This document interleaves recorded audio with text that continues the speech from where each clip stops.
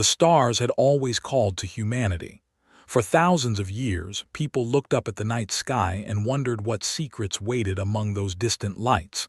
They built telescopes. They sent probes. They dreamed of touching the cosmos with their own hands. In the year 2157, that dream became reality. The first colonies spread across the solar system like seeds carried by the wind. Mars turned green under massive domes. The moons of Jupiter and Saturn became mining outposts. Millions of humans now lived among the stars they once only observed from Earth. Admiral Way stood on the bridge of the United Earth ship Prometheus, humanity's largest warship. She was a woman of 53 years, with gray streaks in her black hair and eyes that had seen too many battles. The ship floated near Saturn's rings, its metal hull reflecting the golden light of the distant sun. "Status report," she said, her voice calm and steady. "All systems normal, Admiral," replied Lieutenant Park from his station. "The patrol fleet reports no unusual activity." Nodded slowly. Earth had built a small but capable navy, 20 large warships, 50 cruisers, hundreds of smaller vessels.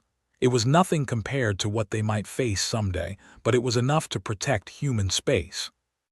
Or so they believed. The alarm came without warning. Red lights flashed across every console. The calm atmosphere of the bridge shattered in an instant. "Contact," Park shouted. "Multiple contacts at the edge of the system. They just appeared, I count. Admiral, I count over 300 vessels." His heart froze, but her face showed nothing. 300 ships. Their entire fleet was barely a tenth of that number. "Identify them," she ordered. "Unknown configuration. Unknown energy signatures. Admiral, they are not human." The words hung in the air like a death sentence. First contact. Humanity had always wondered if they were alone in the universe. Now they had their answer, and it came not as a friendly greeting but as an invasion fleet. "Open a channel," said. "All frequencies. Let them know we wish to communicate." The communication officer worked quickly. Seconds passed, then minutes. The alien fleet continued its approach, moving deeper into human space with terrible purpose. "They're not responding, Admiral." "Keep trying." More time passed. The alien ships drew closer. Their designs were strange and frightening. Sharp angles, dark metal that seemed to absorb light. No windows, no obvious weapons, but had commanded warships for 30 years. She knew danger when she saw it. Then the response came. The main screen flickered. An image appeared. The creature on the screen was nothing like any life form humanity had imagined. It stood on 4 legs like a horse, but its upper body rose vertically, ending in a head that resembled a snake. Its skin was purple and scaled. Its eyes were yellow with black slits.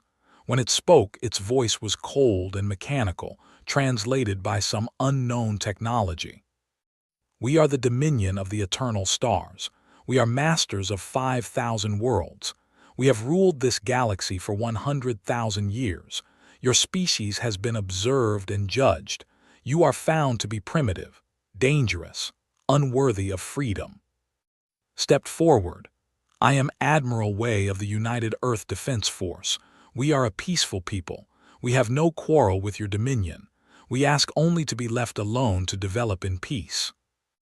The alien made a sound that might have been laughter. "Your wishes are not relevant, human. We do not negotiate with lesser species. We do not make treaties with animals. We demand your complete and unconditional surrender. Your worlds will become labor colonies. Your people will serve the Dominion. Your resources will feed our empire. This is not a request. This is your only path to survival." A cold silence fell over the bridge, felt the eyes of her crew upon her. They were waiting for her response.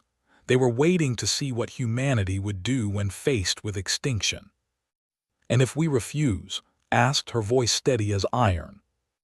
"Then you will be destroyed. Your cities will burn. Your children will weep for parents who will never return. Your species will be erased from history. You have one standard rotation of your planet to comply. The discussion ends now." The screen went dark. Turned to face her crew, young faces, scared faces, but also determined faces. These were the sons and daughters of Earth.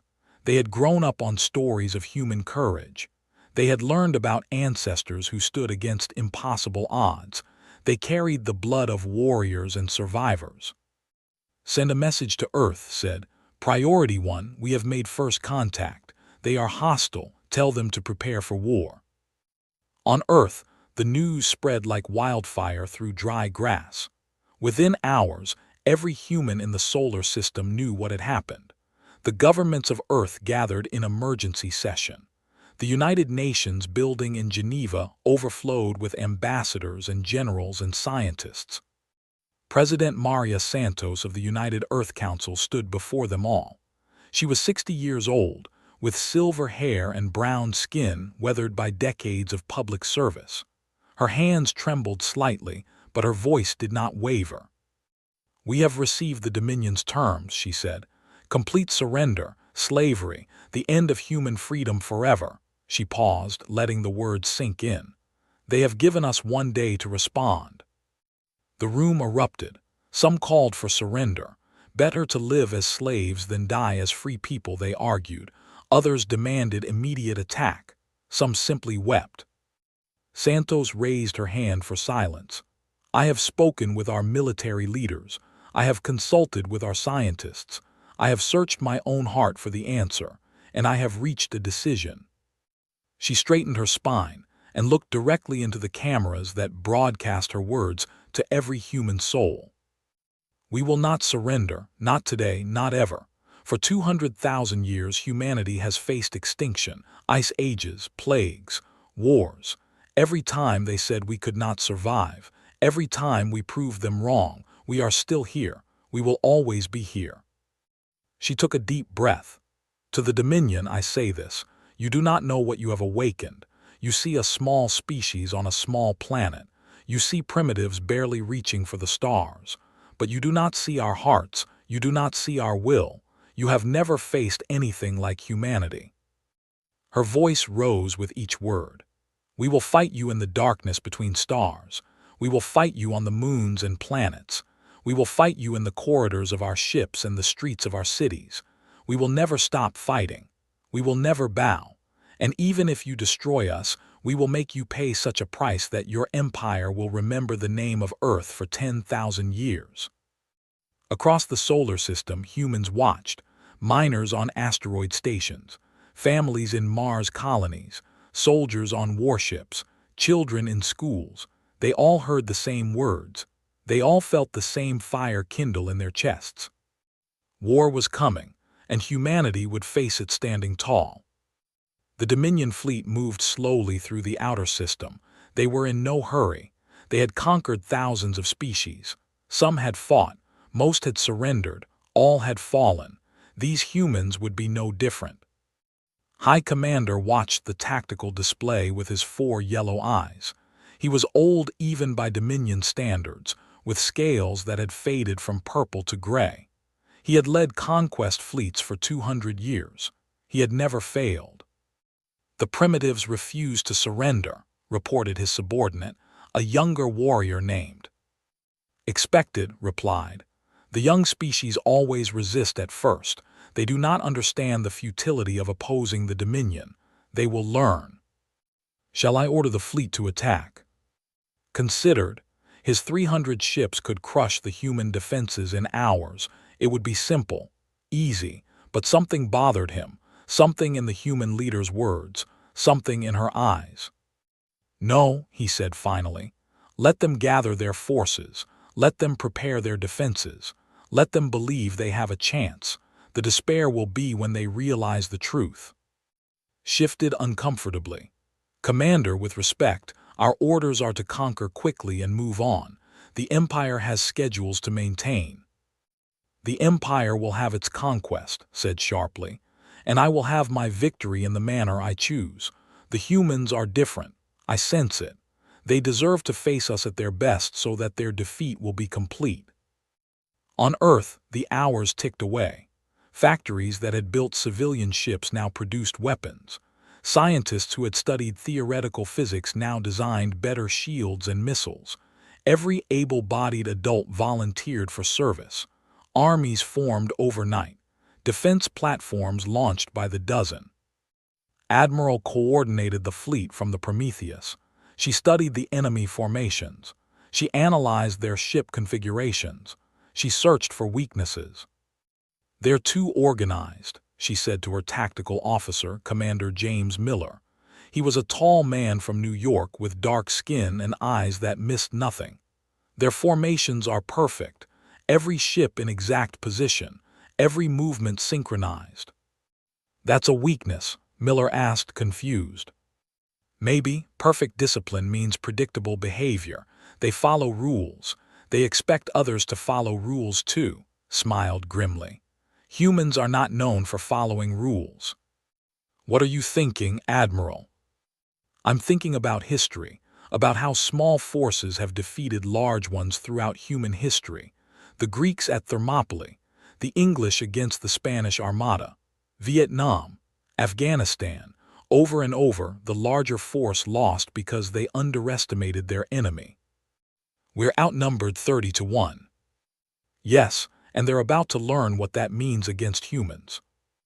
The deadline arrived. Earth fell silent as the moment passed.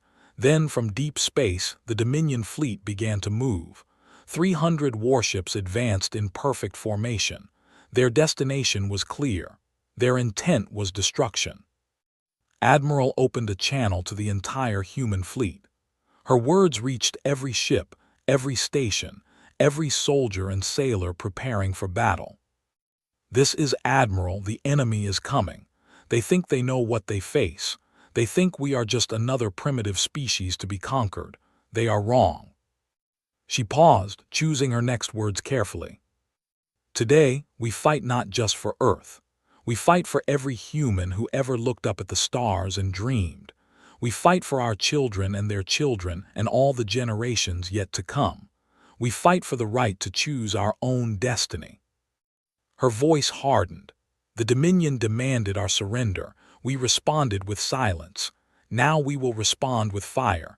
Let them see what humanity can do. Let them learn why they should have left us alone."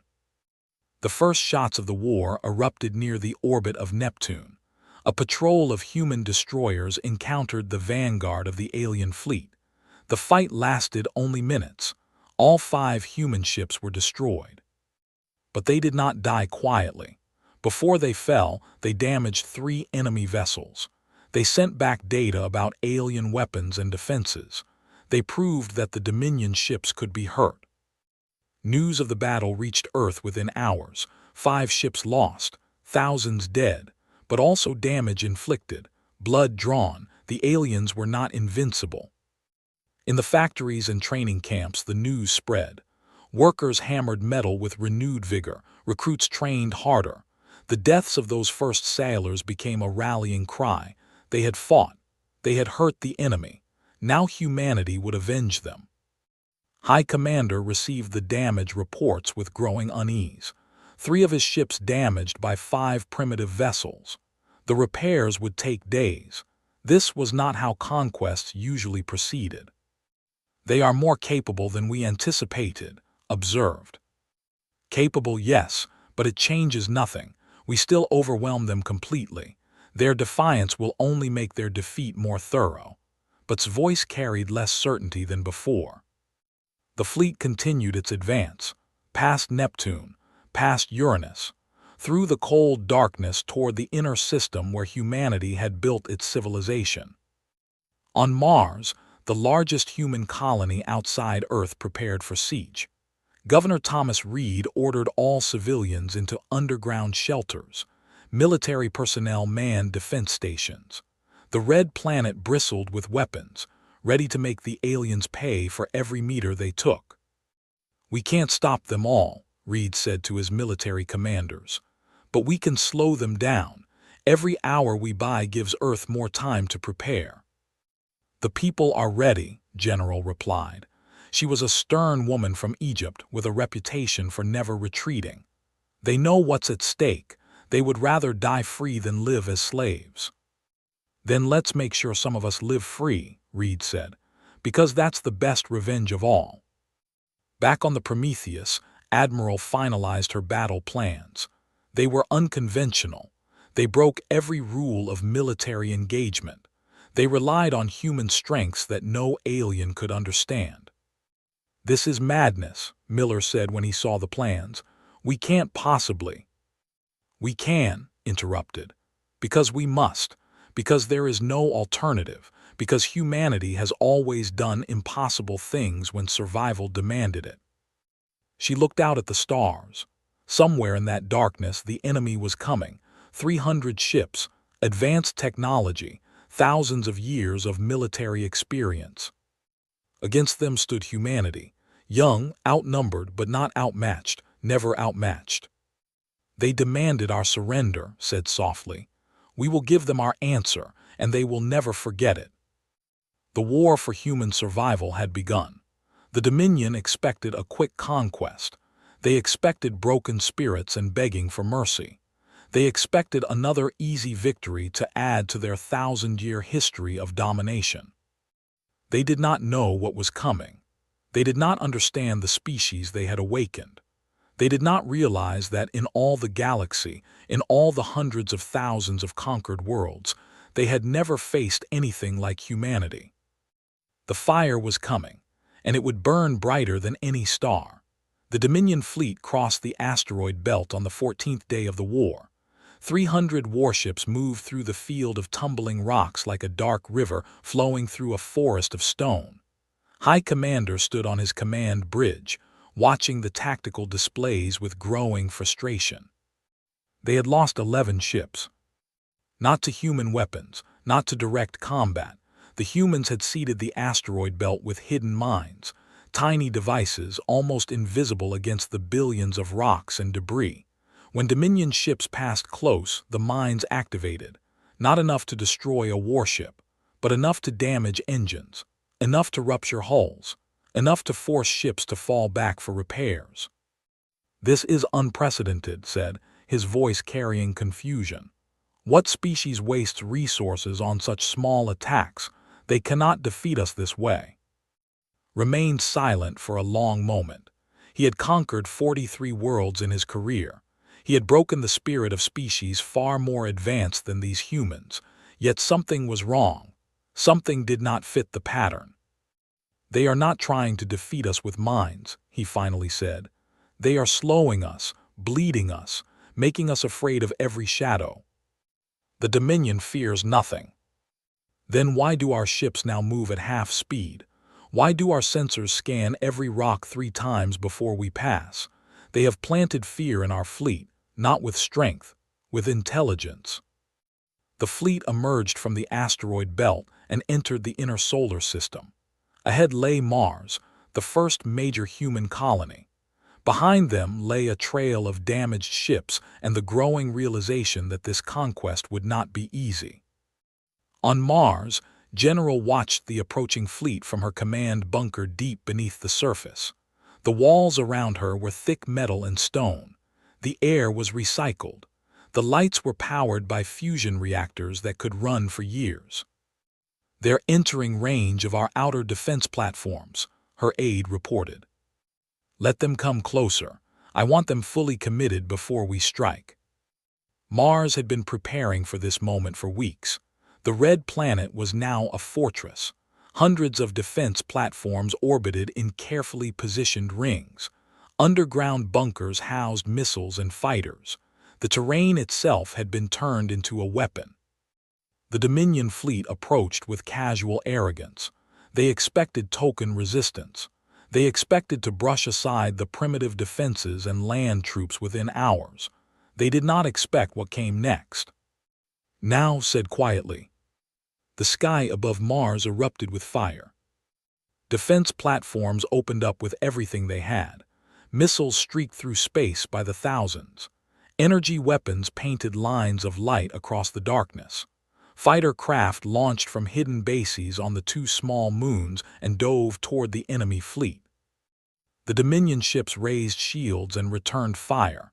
The exchange was brutal. Platforms died in seconds, their debris creating new obstacles for attacking ships. Missiles exploded against alien hulls. Fighters wove through the chaos, attacking weak points and running before they could be destroyed.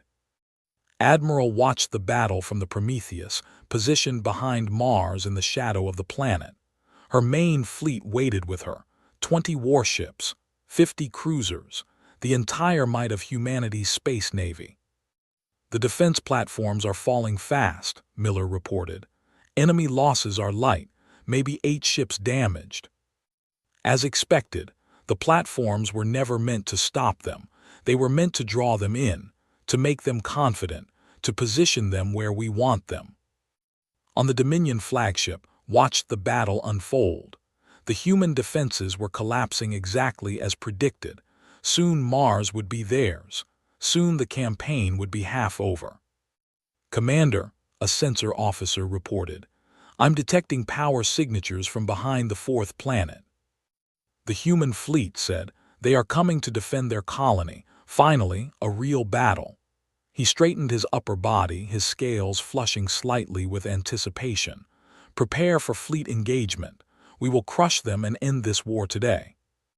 The human fleet emerged from behind Mars and charged directly at the Dominion formation. 20 ships against nearly 300. It was suicide. It was madness.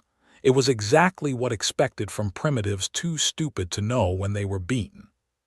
"They are brave," at least said, "foolish but brave." "Concentrate fire on their lead ship, the one called Prometheus. Destroy their commander and the rest will scatter." The Dominion fleet focused its weapons on the approaching human warship. Energy beams converged. Missiles launched by the dozens. The Prometheus should have been vaporized in seconds. It was not there. The image of the human fleet flickered and disappeared. Holographic projections. Decoys. The real human ships were still hidden behind Mars, their engines cold, their systems silent. "What is this?" demanded. "Find them, find the real fleet." Before his sensor officers could respond, the trap was sprung. Humanity had spent the past weeks preparing, not for a direct battle they could never win, but for something the Dominion had never encountered, something born from human history and human cunning. The asteroid belt had not been their only project. For months, human ships had been quietly placing objects throughout the inner solar system, in the rings of Saturn, in the debris fields around Jupiter, in the dust clouds between planets, thousands of packages waiting for this moment. They activated simultaneously. Nuclear weapons, hundreds of them, not aimed at ships, aimed at space itself. The explosions created electromagnetic storms that blinded Dominion sensors. The debris from hidden satellites created clouds of shrapnel that damaged shields. The carefully positioned charges altered the orbits of nearby rocks and debris, sending them crashing into the enemy fleet. It was chaos, pure, beautiful human chaos. The Dominion fleet scattered. Their perfect formation broke apart as ships tried to avoid the sudden storm of destruction. Communications failed. Sensors went blind. For precious minutes, the most powerful military force in the galaxy was helpless. Admiral did not waste those minutes. The real human fleet emerged from hiding, not in front of the enemy, behind them. The human ships had used the planet's gravity to slingshot around Mars at incredible speed, emerging in the perfect position to strike. "All ships fire at will," ordered. "Make them remember this day." Human missiles and energy weapons found their targets. Ships that had survived 1,000 battles fell to weapons they considered primitive. The Dominion fleet was hit from behind while still recovering from the electromagnetic storms. It was the worst military disaster in their recorded history. When the chaos finally cleared, the Dominion had lost 32 warships. Another 57 were damaged. The human losses were 3 cruisers and several fighter squadrons. It was not the victory that would win the war, but it was the victory that proved the war could be won. High Commander stared at the damage reports with disbelief. His fleet had been humiliated. His perfect record was shattered. These primitives, these animals, had outmaneuvered him. How, he whispered, how is this possible? No one on his bridge had an answer. On Earth, the news of the battle spread within hours.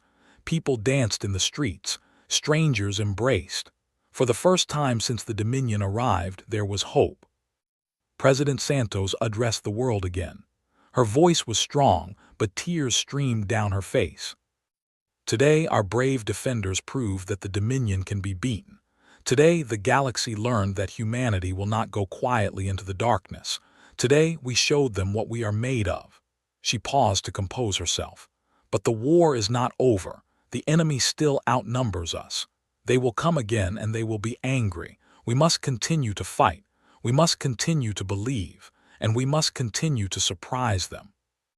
On Mars, General walked through the ruins of her defense platforms. The battle had cost many lives. Good people, brave people. Their sacrifice had made the victory possible.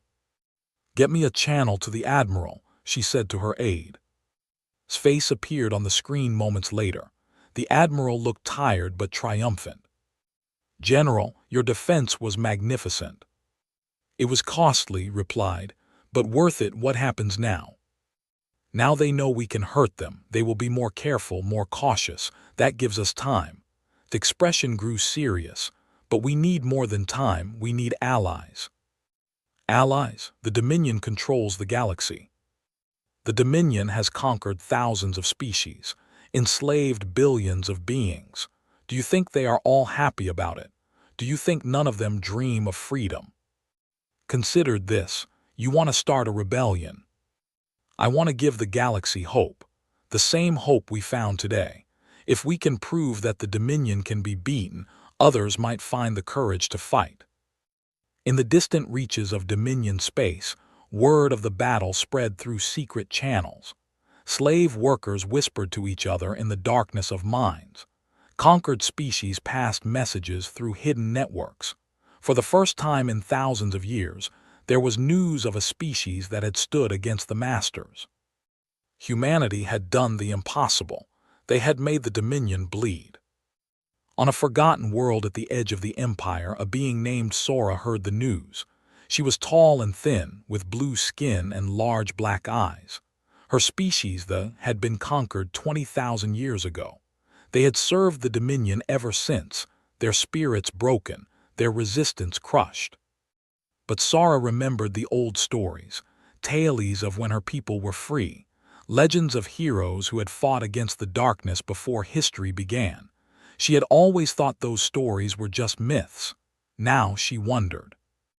"Is it true?" she asked the worker who had brought the news. "Did the humans really defeat a Dominion fleet?" "Not defeat, damaged, humiliated, but they survived, they fought back." The worker's voice carried wonder. "No one has done that in 100 generations." Sora looked up at the stars through the dirty window of her barracks. Somewhere out there, a species was fighting for freedom, a species that refused to surrender, a species that had done what everyone thought was impossible. "Tell others," she said quietly. "Tell everyone. The galaxy needs to know that hope still exists." Back in the solar system, the Dominion fleet regrouped near Jupiter. High Commander had been forced to accept the unthinkable. He needed to call for reinforcements. "This is humiliating," said as the communication was prepared. "We were sent to conquer a primitive species. Now we must ask for help." "Pride means nothing," replied. His voice was cold now, his arrogance burned away by the fires of battle. "These humans are not what we expected. They think differently than any species we have encountered. They do not fight like civilized beings. They fight like animals, like demons. We will still destroy them." "Yes, we will, but it will cost us more than we imagined." Turned to face his subordinate. "Send the message. Request 50 additional warships. Request specialized ground troops. Request everything we might need to ensure complete victory." The message went out across the vast distances of space. The Dominion Empire learned that their conquest of Earth had encountered unexpected resistance. The rulers in their distant throne world noted the news with interest. No species had resisted successfully in thousands of years. These humans bore watching. On Earth, Admiral planned her next move. The victory at Mars had bought time, but not much. When the reinforcements arrived, the enemy would be even more overwhelming. She needed to use the time wisely. "We need to hit them while they're recovering," she said to her commanders. "Quick strikes, hit and run, make them afraid to sleep, make them see human ships in every shadow." "Our ships can't match theirs in direct combat," Commander Miller pointed out. "Then we won't fight directly, we'll fight our way, the way humans have always fought when outnumbered." Pulled up a star chart. "Here, here, and here. Their supply lines, their communication relays, their sensor stations. We don't need to destroy their fleet. We need to make them paranoid. We need to make them spread thin. We need to make this conquest cost them more than it's worth." The human strategy was clear. They could not win by strength. They would win by will, by cunning, by the simple refusal to accept defeat. Over the following weeks, the humans launched dozens of raids. Small ships would appear from nowhere, attack Dominion positions, and vanish before the enemy could respond. Supply convoys were ambushed. Sensor stations were destroyed. Repair ships were captured and their contents distributed to human forces. The Dominion had never faced anything like it. Their enemies always formed battle lines, always fought in organized formations, always followed predictable rules. Humans followed no rules. They attacked from any direction. They retreated when strong and attacked when it seemed most illogical. They turned every advantage into a trap. High Commander found himself unable to sleep. Every report brought news of another raid, another loss, another humiliation. His fleet sat near Jupiter, afraid to advance without reinforcements, unable to retreat without admitting defeat. "They are everywhere," he muttered one night, alone in his quarters. "And nowhere. How do you fight an enemy you cannot find? How do you break a spirit that refuses to bend?" The reinforcements arrived 60 days after the Battle of Mars. 50 fresh warships joined the invasion fleet. The Dominion force now numbered over 300 combat vessels. Surely this would be enough. Organized his fleet for the final assault. Mars would be bypassed. Earth was the target. Once the home world fell, resistance would crumble. The humans would finally accept their fate. The fleet began its advance toward the blue planet that had caused so much trouble. This time, they moved carefully. Every sensor scanned constantly. Every ship was ready for ambush. They would not be surprised again. Admiral watched them come. The human fleet had grown slightly during the pause. Some new ships, some captured alien vessels converted to human use, but they were still outnumbered 10-1. "This is it," she said to her command staff. "They're coming for Earth. We make our stand here." "Can we win?" someone asked. Smiled. It was not a happy smile. It was the smile of a warrior facing her final battle. "Probably not, but we can make them bleed. We can make them suffer. We can show the galaxy that even at the end humanity stood tall." She straightened her uniform. "And who knows, we've surprised them before. Maybe we'll surprise them again." The final battle for Earth was about to begin. The Dominion came with overwhelming force. Humanity waited with unbreakable will. The stars themselves seemed to hold their breath, waiting to see what would happen when an unstoppable force met an immovable spirit. The discussion had ended long ago. Now there was only fire. The Battle of Earth began on a Tuesday morning in Geneva. President Santos stood in the war room beneath the old United Nations building, surrounded by screens showing the approaching doom. 312 Dominion warships moved toward the planet like a swarm of metal locusts. "All civilian evacuation complete," her aide reported. "Underground shelters are at capacity. Those who couldn't fit have moved to the deep mountain bunkers." Santos nodded. Billions of people were now hiding beneath the surface of their home world. Children huddled in darkness with their parents. Old people who had never imagined such a day sat in cramped shelters, waiting to learn if they would live or die. "Admiral reports the fleet is in position," another aide said. "Tell her good luck. Tell her humanity is proud of every soul in that fleet." In orbit, Admiral prepared for the fight of her life. The human fleet had positioned itself between Earth and the approaching enemy. 30 warships, 70 cruisers, 400 fighters and bombers. It was the largest military force humanity had ever assembled. It was still pathetically small compared to what they faced. "They're entering weapons range," Miller reported. "Hold fire, let them come closer. Every shot has to count." The Dominion fleet approached in a new formation. Instead of the perfect lines they had used before, they now moved in overlapping groups. Each group covered the others. Sensors swept constantly for traps. They had learned from Mars. They would not be surprised again. High Commander watched the human fleet with grudging respect. "They don't run. Even now, facing certain death, they don't run." "It is impressive," admitted. "Foolish but impressive." "Perhaps not so foolish. They fight for their home, their families, everything they love. Such motivation can make even weak beings dangerous." Raised his upper body to its full height. "But it will not save them. All ships prepare to engage." The battle began with an exchange of long-range fire. Missiles and energy beams crossed the void between the fleets. Dominion shields deflected most of the human attacks. Human ships took damage but held formation. "Return fire all batteries," ordered. "Concentrate on their lead elements." The human weapons were not as powerful as the alien ones, but humanity had learned some things from the captured ships and the previous battles. Their targeting was precise. Their timing was perfect. Several Dominion vessels in the front took multiple hits. One exploded as its reactor failed. "First blood," Miller said grimly. "First of many, keep firing." The fleets closed. The battle became chaos.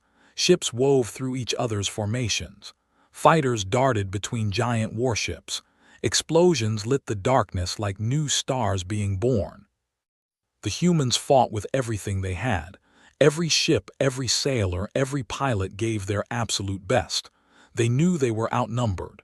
They knew they were probably going to die. They fought anyway. Captain Sarah commanded the cruiser Beijing. Her ship had been hit 6 times already. Fires burned on 3 decks. Half her crew was dead or wounded.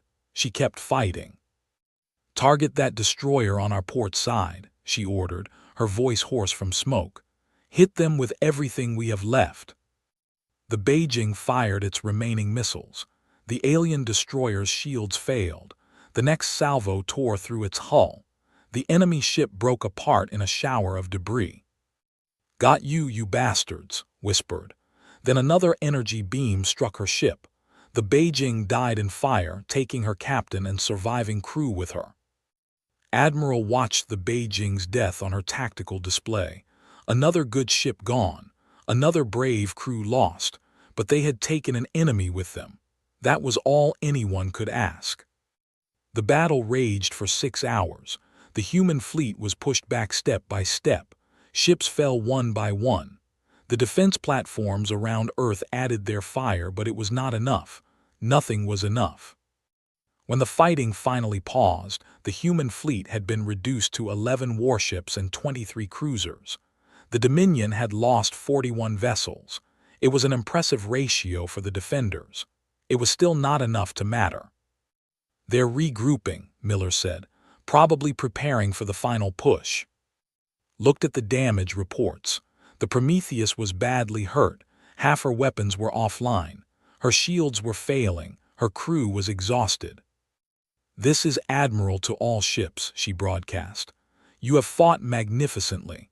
History will remember your courage, but the battle is not over. We have one more card to play." Throughout the fight, a small group of ships had remained hidden behind the moon. 12 vessels, not warships. something else entirely, something humans had been building in secret since the war began. "Operation Prometheus is authorized," said. "God forgive us for what we're about to do." The 12 ships emerged from behind the moon and accelerated toward the Dominion fleet. They were not heading for the warships.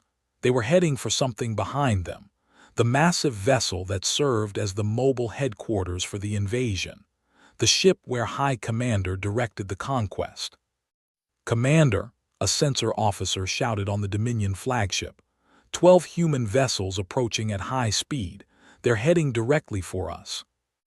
"Destroy them," ordered. Weapons fire reached out toward the approaching ships. Several were hit.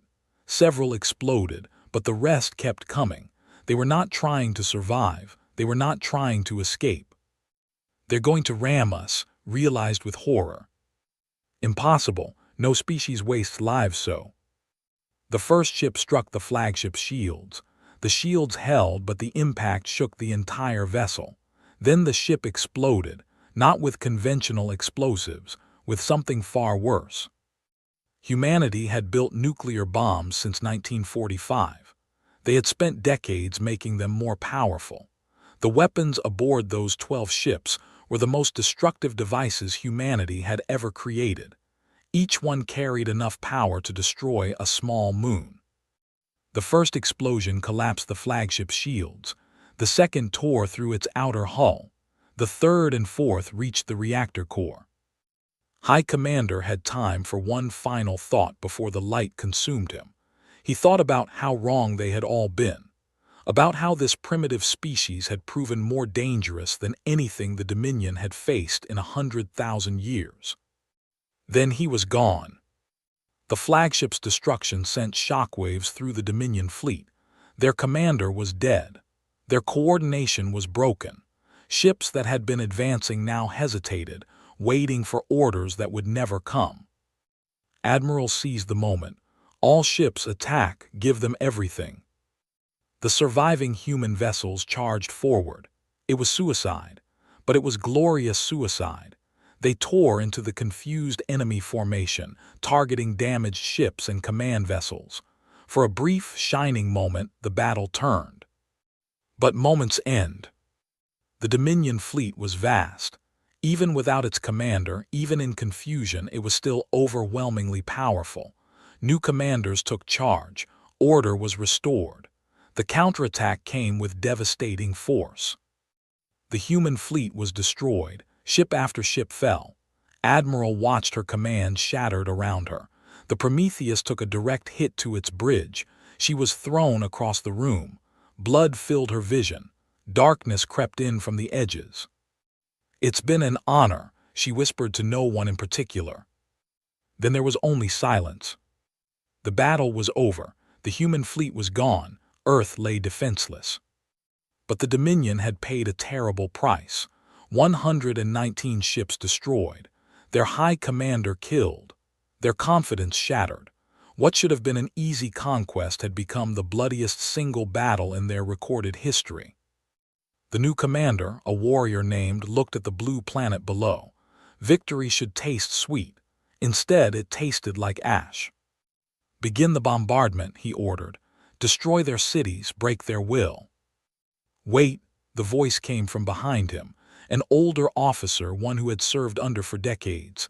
"Commander, I advise caution." "Caution, we have won."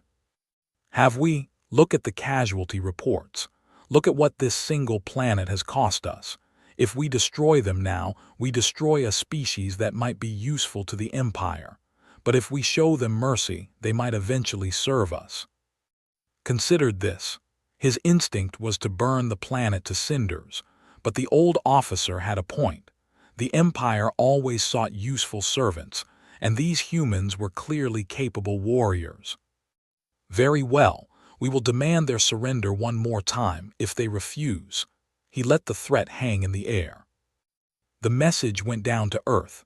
President Santos received it in her bunker, surrounded by the ashes of her world's hopes. The fleet was gone. The orbital defenses were gone. Earth was helpless. "They want our surrender," she said to her remaining advisors. They say they will spare us if we submit." The room was silent. What else could they do? The fight was over. They had lost.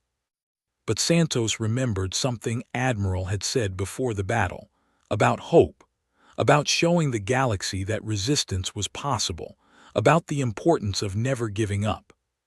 "We will not surrender," she said. Her voice was tired but firm. "We will negotiate, we will delay, we will do whatever we have to do to buy time." "Buy time for what?" someone asked. "There's nothing left." "There's always something left. As long as one human draws breath, as long as one heart beats with defiance, there is hope." Santos straightened her spine. "Send a message. Tell them we wish to discuss terms. Tell them anything they want to hear. Just give me time." The Dominion agreed to negotiations, not out of mercy, out of calculation. A living labor force was more valuable than a dead planet.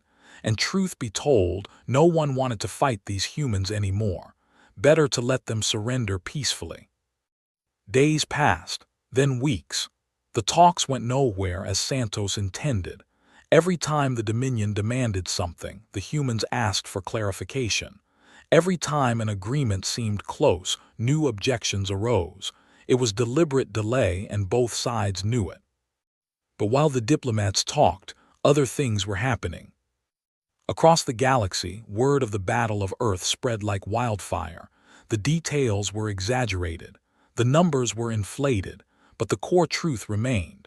A primitive species had taken on the mighty Dominion and fought them to a standstill. They had killed a high commander. They had destroyed over 100 warships. They had shown that the masters could bleed. On 1,000 worlds, slaves began to whisper. On 100 planets, conquered peoples began to remember their own histories of resistance. The fire that humanity had started was spreading. Sara, the blue-skinned who had heard the first news of human resistance, had been busy. She had connections.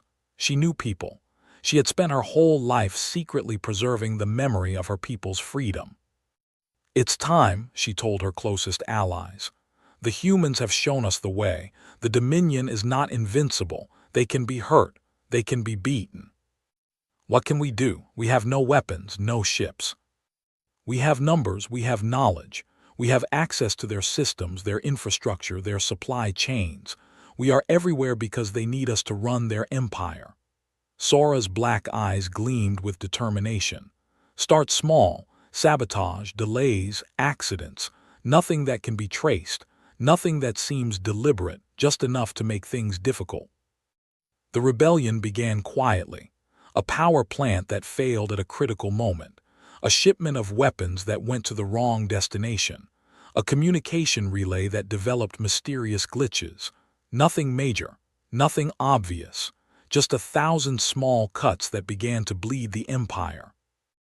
On Earth, Santos received secret messages through channels she didn't know existed. Beings she had never heard of were reaching out. They called themselves the Free People's Coalition. They had been waiting in the shadows for generations, hopping for a spark that might ignite resistance. Humanity had provided that spark. "We cannot free you yet," the messages said. "But we can help.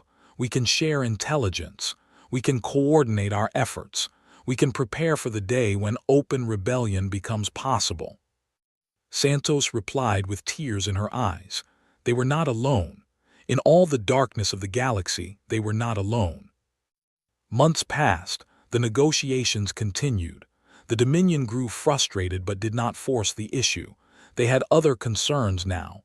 Reports of problems throughout the Empire. Nothing serious.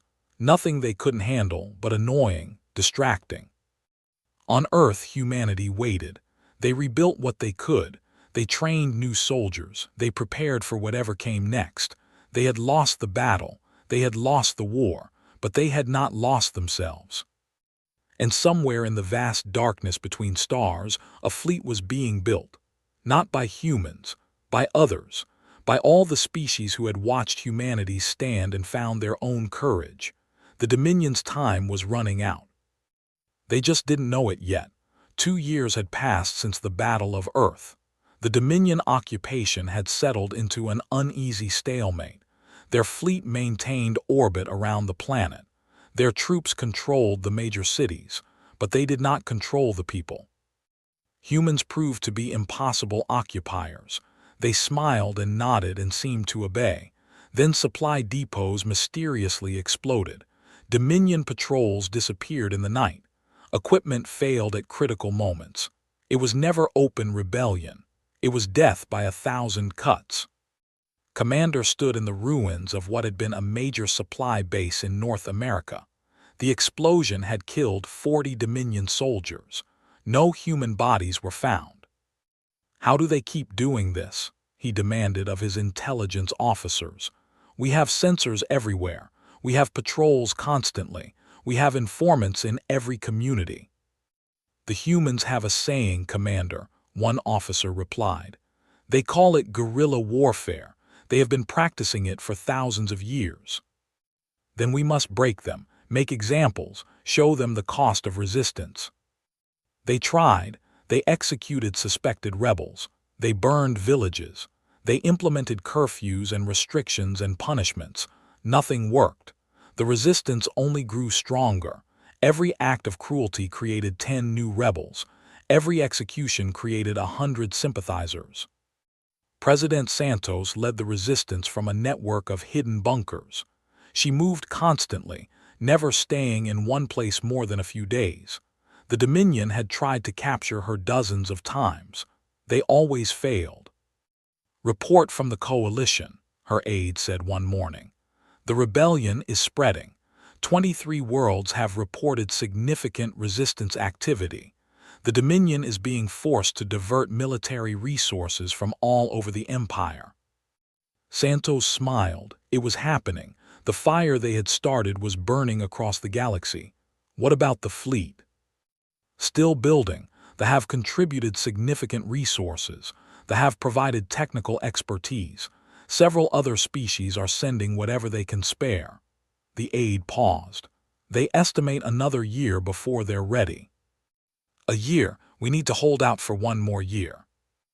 On the Dominion throne world, far across the galaxy, the Eternal Council met in emergency session. These were the rulers of the Empire, ancient beings who had guided the Dominion for. They were not pleased. "The situation in the Sol system is unacceptable," said Counselor, the eldest among them. 2 years and we still do not have full control. Our resources are being drained. Our reputation is suffering." "The humans are unlike any species we have encountered," replied via holographic connection. "They do not break. They do not submit. They continue to resist no matter the cost." "Then exterminate them. We have done so with troublesome species before." "With respect, Counselor, that would be unwise. The humans have become a symbol. Other species are watching. If we destroy them, we prove that the only way to deal with our rule is to fight. If we break them peacefully, we prove that resistance is futile." The council deliberated for hours. Finally, they reached a decision. "You will have one more year," said. "1 year to pacify the Sol system completely. If you fail, we will send the extinction fleet. The humans will be erased from existence, along with any species that has sympathized with them." Ended the communication with a heavy heart. The extinction fleet, 3,000 warships designed for one purpose: total annihilation. If they were deployed, no one in the Sol system would survive. Back on Earth, Santos received intelligence about the Council's decision. Her network of informants had grown remarkably effective. The Coalition's espionage capabilities far exceeded anything she had imagined. 1 year, she said to her commanders. "We have 1 year before they bring the hammer down. We need to accelerate everything." Commander James Miller had survived the Battle of Earth. He had been pulled from the wreckage of the Prometheus, badly wounded but alive. Now he led the military resistance on the ground. "We have hidden manufacturing facilities across the planet," he reported. "We've been building ships in underground hangars, fighters mostly, but also a few larger vessels. We won't have anything like the fleet we lost, but we won't be defenseless either." "How many ships?" 50 fighters, 10 armed shuttles, 2 cruisers assembled from salvaged parts. Miller shook his head. It's not enough to fight the occupation fleet, let alone an extinction force. It doesn't have to be enough. It just has to buy time. The coalition fleet is our real hope. Across the galaxy, the Free People's Coalition worked feverishly. Sara had become one of its key leaders. Her organizational skills and knowledge of Dominion systems made her invaluable. The fleet is at 60% capacity, she reported to the Council of Free Peoples, a gathering of representatives from 24 species. We have ships from 14 different worlds, weapons from 20, crews from everywhere. Will it be enough? Asked a massive being from a species called the. His people had been among the first conquered by the Dominion 30,000 years ago. They had never forgotten. Honestly, I don't know. The Dominion has overwhelming numbers. Even if we combine every ship we can gather, we'll be outnumbered badly. Sora paused. But the humans taught us something important. Numbers aren't everything. Courage matters, cunning matters. The will to fight matters more than anything. Then we fight, said simply. We fight and we die free, or we fight and we win. Either way, we are no longer slaves. The other representatives nodded. They had all made the same calculation. Better to die on their feet than live on their knees. On Earth, the Resistance stepped up its activities. Not just sabotage now, but direct attacks. A patrol ambushed here. A supply convoy destroyed there. The occupation forces found themselves under constant pressure. Commander responded with increased brutality. Hostages were taken. Collective punishment was implemented. For every Dominion soldier killed, 10 human prisoners would be executed. It didn't work. The humans kept fighting. They are insane, said one night alone in his quarters. They know they cannot win. They know we will eventually crush them, yet they fight on. Why? What drives them? He would never understand. He had been raised in a culture where obedience was absolute and resistance was unthinkable. The concept of fighting for abstract ideas like freedom and dignity made no sense to him. President Santos understood perfectly. She had grown up on stories of human history, of the American Revolution and the French Resistance, of all the times when ordinary people had faced impossible odds and refused to surrender. They think we're fighting to win, she said to Miller one evening. We're not. We're fighting because we must, because giving up would mean giving up everything that makes us human. Even if we lose, even if they destroy us all, we will have shown the galaxy what courage looks like. Is that enough? It has to be, because it's all we have. The months passed, the coalition fleet grew, the resistance on Earth intensified, and the deadline approached. 6 months before the extinction fleet was scheduled to arrive, something unexpected happened. A Dominion cruiser appeared in the Sol system, broadcasting on all frequencies. This is commander of the Dominion vessel Harbinger. I wish to defect. The message caused chaos on both sides, demanded to know what was happening. Santos ordered maximum caution, but the transmission continued. I have served the Dominion for 300 years. I have conquered worlds. I have broken species. I always believed it was right. That order required control. That peace required submission. Paused. Then I watched the humans. I saw them fight when there was no hope. I saw them die rather than surrender their spirit. And I realized that everything I believed was wrong. The Harbinger approached Earth slowly, its weapons powered down, its shields lowered. It was completely vulnerable. A single human missile could destroy it. I bring information, continued. Information about the extinction fleet, its composition, its tactics, its weaknesses, and I bring myself. I am a warrior. I will fight alongside you. I will help you defeat the masters who raised me. Because some things are more important than loyalty to an empire. Things like honor, things like freedom, things like hope. Santos took a chance. She allowed the Harbinger to land. She met face to face. He was tall and reptilian, with scales that had once been bright green but had faded to gray with age. "Why should I trust you?" she asked. "You shouldn't," replied honestly. "I have done terrible things. I have destroyed civilizations. I have murdered innocents. Nothing I do now can erase that." His eyes met hers. "But I can choose what I do next, and I choose to stand with you, even if it costs me everything, even if I die remembered as a traitor to my people." "Why?" "Because I watched a human captain ram her ship into our flagship. I saw her face on the sensors in the moment before impact. She was smiling. She knew she was about to die, and she was smiling. In that moment, I understood something I had never understood before." His voice dropped to a whisper. "I understood what it meant to be truly free." Santos studied him for a long moment. Then she extended her hand. "Welcome to the Resistance, Commander." The information provided was invaluable. Details about the extinction fleet's composition, weaknesses in their command structure, blind spots in their sensor networks. It was exactly what the coalition needed. "We can beat them," Sora said when she reviewed the data. "Not easily, not without cost, but we can beat them." The coalition accelerated its preparations. Ships that had been months from completion were rushed into service. Crews trained around the clock. Weapons were stockpiled. Strategies were developed and refined. On Earth, the Resistance shifted focus. Instead of attacking occupation forces, they began preparing for the coming battle. Underground hangars were expanded. Hidden bunkers were strengthened. Every human who could hold a weapon was trained to fight.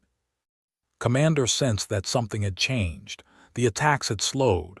The humans were quieter. It should have been a relief. Instead, it made him nervous. "They're planning something," he told his officers. "I can feel it. They're not giving up. They're gathering strength." For what? They have nothing. They had nothing 2 years ago. They still nearly defeated us. Stared out at the blue planet below. "Never underestimate humans. That was a mistake. I will not repeat it." 3 months before the deadline, the coalition fleet was ready. 400 warships from 18 different species. The largest unified force the galaxy had seen in 100,000 years. It was still less than half the size of the extinction fleet. "It's time," Sora announced to the Council of Free Peoples. "We move on the Sol system, we relieve Earth, and then we face whatever comes next." "The extinction fleet will follow us," pointed out. "I'm counting on it. If they come to the Sol system, they leave the core worlds undefended. Other species will see their chance. The rebellion will spread faster than they can contain it." "You're betting everything on one battle."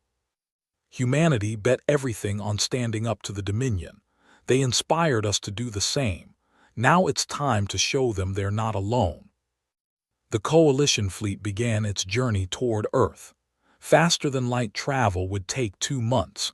By the time they arrived, the extinction fleet would be close behind. The final battle was coming. The fate of Earth and the galaxy would be decided. On both sides, warriors prepared for what they knew would be the fight of their lives. The Dominion had ruled for 100,000 years. They had conquered every species that opposed them. They had never faced anything like what was coming. And humanity, battered and occupied but unbroken, waited for their allies. The fire was about to consume everything, and from the ashes something new would rise. The coalition fleet emerged from hyperspace on the edge of the Sol system. 400 warships from 18 species, united by a common cause.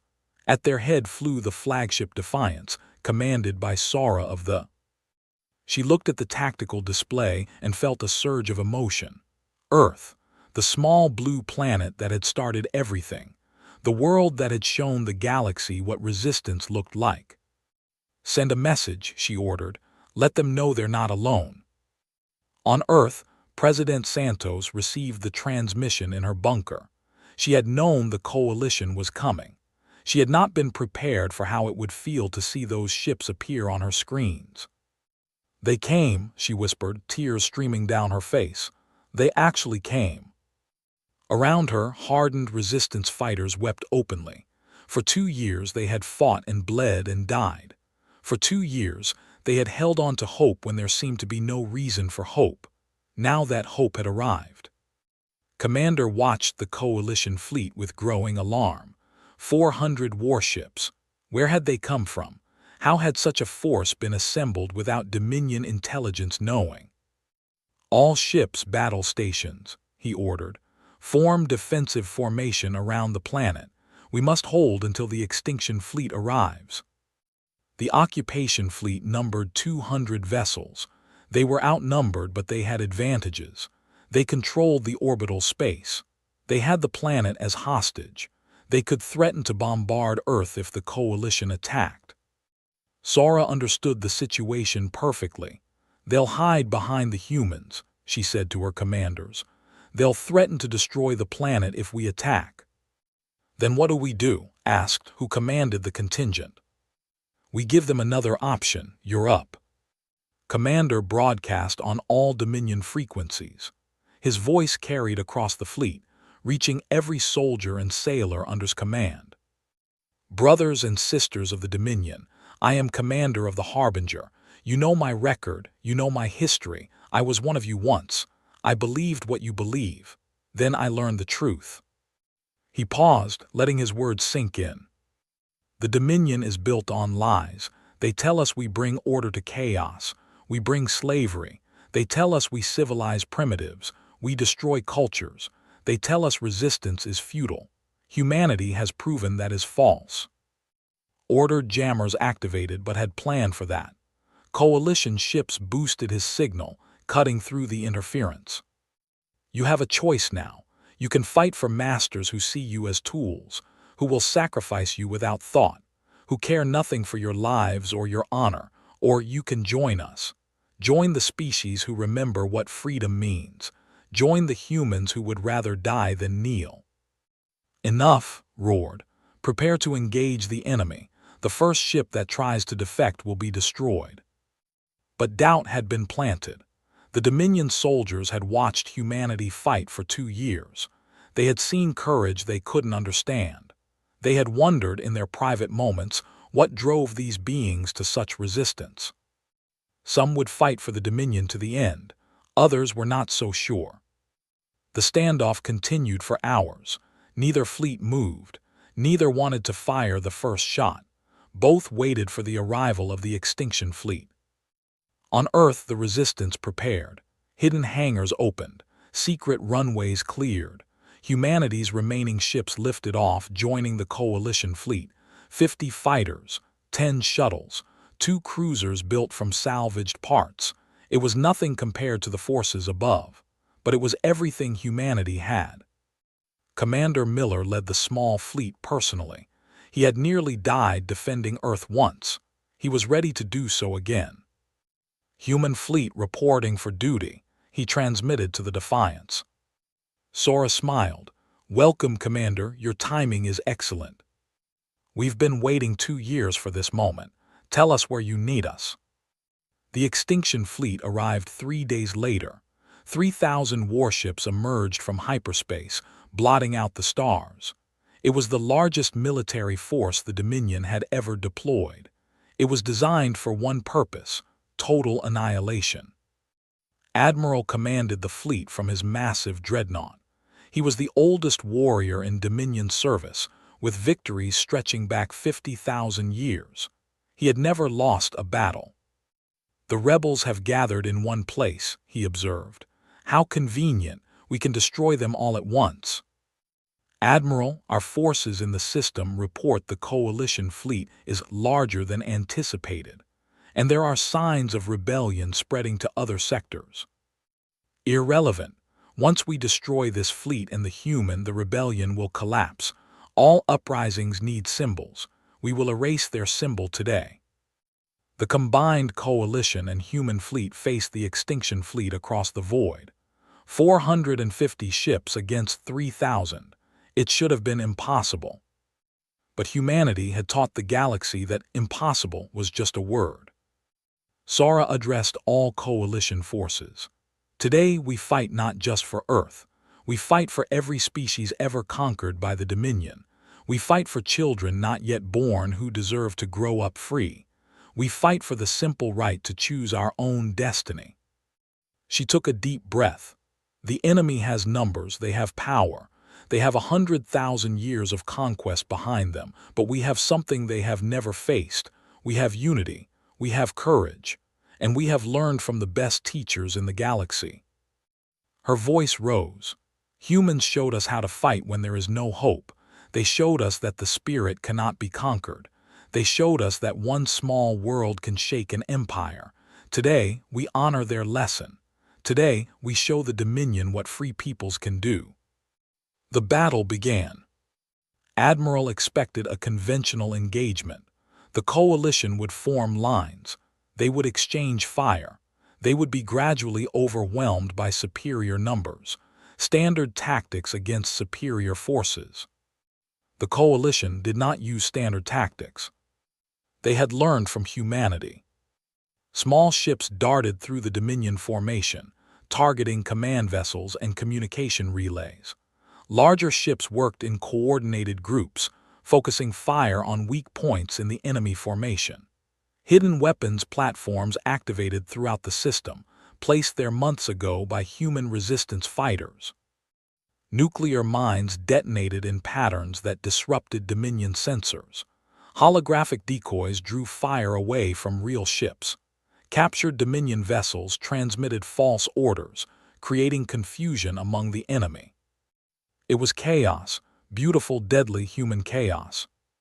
Found himself fighting blind. His carefully organized fleet fell into disorder. Ships that should have been supporting each other were scattered and vulnerable. The coalition was everywhere at once, striking and fatting like ghosts. "This is not possible," he said, watching his tactical display fragment into confusion. "No force can fight like this." "The humans can," his aide replied quietly, "and they have taught others." The battle raged for 12 hours. The extinction fleet's numbers began to tell. Coalition ships fell one by one. The defenders were pushed back toward Earth. It seemed like the end was coming. Then something unprecedented happened. Ships within the Dominion fleet began turning on each other. Commander's message had done its work. Officers who had listened, who had wondered, who had felt the first stirrings of doubt, made their choice. 30 Dominion vessels defected to the coalition, then 50, then more. Traitors screamed, "Destroy them all." But the defections threw his fleet into even greater chaos. Former allies now fired on each other. Command structures collapsed. The perfectly organized war machine tore itself apart. Admiral found his flagship surrounded. Coalition ships on every side, defecting Dominion vessels blocking his escape. His shields were failing. His weapons were depleted. He had lost. "Surrender," Sora transmitted. "Your fleet is broken. Your cause is lost. Further fighting will only cost more lives." Considered his options. He could fight to the death. He could take as many enemies with him as possible. It was the Dominion way. But as he looked at the tactical display, as he watched his empire crumble around him, he finally understood. The Dominion had always won because they faced enemies who fought alone. Enemies who could be conquered one at a time. These enemies had united. They had inspired each other. They had become something greater than the sum of their parts. "I surrender," said. The words felt strange in his mouth.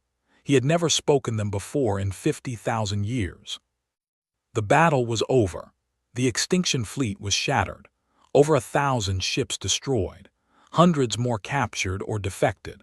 The greatest military force the Dominion had ever assembled, defeated by slaves and primitives and one small blue world that refused to kneel. On Earth, people emerged from their shelters. They looked up at the sky and saw the flashes of the distant battle. They had no way to know what was happening, but they hoped, they prayed, they believed. When the news came, when they learned that the coalition had won, the celebration was beyond anything in human history. Strangers embraced in the streets. Enemies forgave each other. families reunited after years of separation.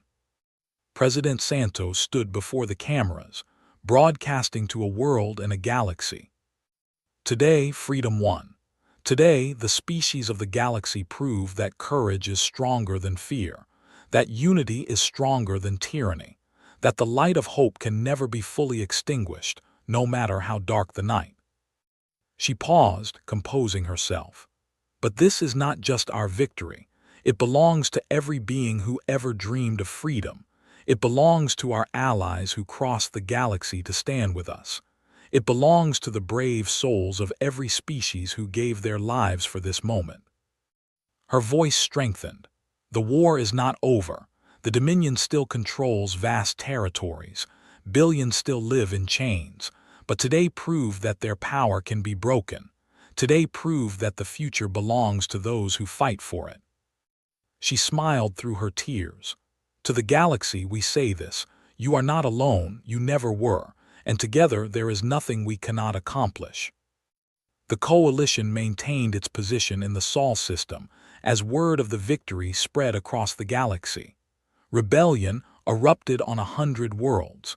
Species that had been conquered rose up against their masters. The Dominion Council tried to respond. They sent fleets to suppress the uprisings, but for every rebellion they crushed, 2 more began. The Empire was bleeding from 1,000 wounds. Sora addressed the Council of Free Peoples. We have won the first great battle, but the war will continue for years, perhaps decades. The Dominion will not fall easily. Then what do we do? Asked a representative from a newly freed world. We do what the humans taught us. We fight. We endure. We never give up. Sora looked around the room. And we remember why we fight. Not for revenge, not for conquest, but for the right of every being to live free. Commander Miller was promoted to Admiral, leading Earth's rebuilt fleet. He stood on the bridge of a new warship, one built by human and alien hands working together. He thought about Admiral, who had given her life defending Earth, about all the brave souls who had fallen. We'll finish what you started, he whispered to the stars. I promise. Years passed. The war continued. The Dominion retreated world by world, system by system. The coalition grew stronger with each victory. New species joined. Former Dominion soldiers changed sides. Finally, 20 years after humanity's first contact with the Dominion, the war ended. The Dominion Council surrendered unconditionally. The empire that had ruled for 100,000 years was no more. In its place, a new galactic community emerged. The Free People's Alliance, founded on principles that humans had lived by for centuries: democracy, freedom, the rights of all beings to determine their own destiny. President Santos, now elderly but still sharp, attended the signing ceremony on the former Dominion throne world. She stood beside Sora, beside representatives of hundreds of species. 100,000 years of tyranny ends today, the representative of the new alliance declared. A new era begins, an era of cooperation, of freedom, of hope. Santos smiled. She thought about that day so long ago when the Dominion first arrived, when they demanded surrender, when they expected humanity to bow. They didn't know what they were starting, she said quietly to Sora. No, they thought they were conquering another primitive species. Instead, they awakened something that will change the galaxy forever. On Earth, a monument stood in Geneva where the United Nations building had once stood. It honored all those who had fought in the war: Admiral, Captain, the crews of the ships that had rammed the original flagship, the resistance fighters who had died in shadows, the ordinary humans who had simply refused to give up.